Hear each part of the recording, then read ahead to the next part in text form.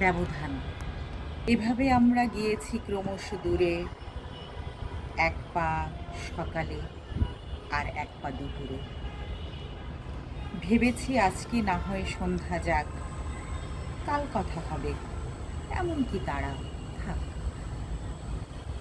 এভাবে হয়তো হয়েছে পরশু কাল, শেষে সপ্তাহে খবর মেলেনি আর। মাসেও এখন হয় না খবর জানা, যে যার মতোই গুটিয়েছি হাতখানা।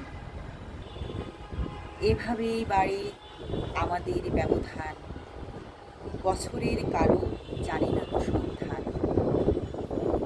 এভাবে আমরা ক্রমশই দূরে যাই, কতদিন হয় আমাদের দেখা নাই।